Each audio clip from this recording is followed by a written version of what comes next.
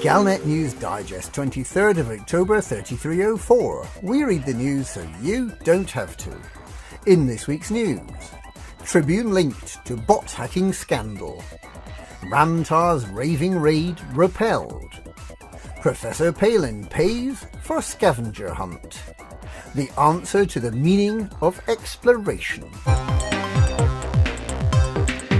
Tribune linked to bot hacking scandal. Circumstantial evidence has been used by investigators to link Kingsley Cordova's newspaper, the Mars Tribune, to the recent discovery of spy software hidden in Achilles helper robots. In an unusual move, the Federal Security Service has made its announcement while investigations are still ongoing.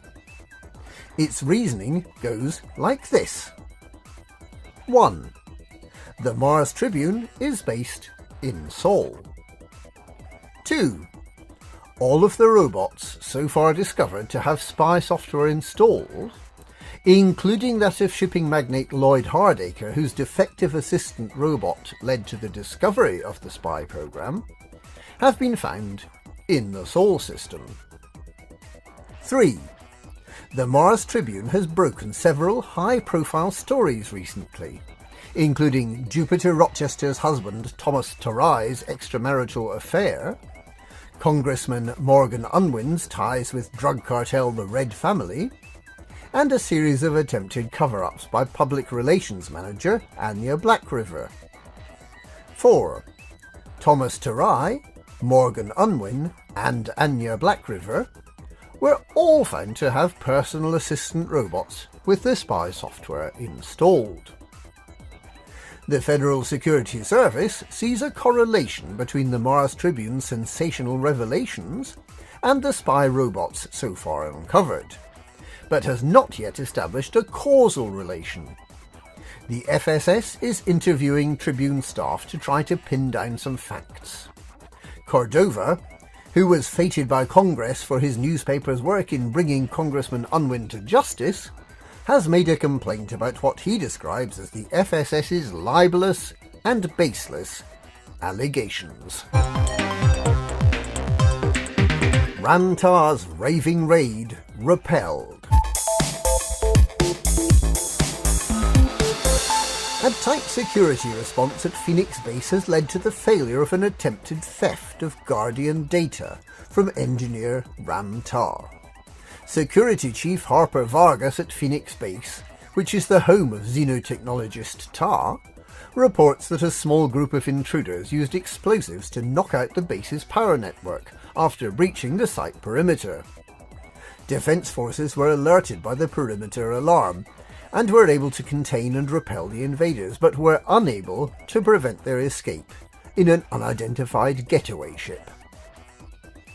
Although the incursion was limited, engineer Tar is convinced that the target was his research on Guardian technology, which, he says, has been set back by many weeks. Tar's Rayman-style Guardian fighters with wings and cockpit connected only by an invisible force field have been a hit with commanders fighting encroaching Thargoids. Professor Palin pays for scavenger hunt. In a manner similar to biologists of the 18th century, Professor Ishmael Palin of the Palin Research Institute is funding research into Thargoids that involves blowing them up and collecting the pieces. The normally peaceful scavengers that work in the numerous mysterious Thargoid surface bases can be attacked and destroyed for their carapaces, which the professor feels will be of use in his investigations. The Posse Professor is also requesting wake scan data from Thargoid ships and composition data from the surface sites. The broker for this questionable trade is Ben Ryder's Ryder Revolutionary Party at Obsidian Orbital. The answer to the meaning of exploration. Thousands of commanders have marched past the Pilots Federation offices this week. protesting about the recent news about the future of scanning technology.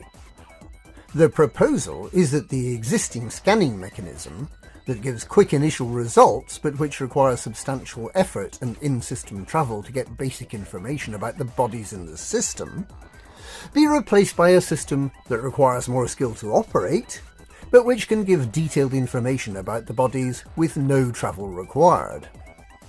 The new process then offers the ability to generate a whole new level of detail, including pinpointing geological and alien points of interest, using probes which are launched into the planets to create detailed maps, meaning the end of the Mark I eyeball method.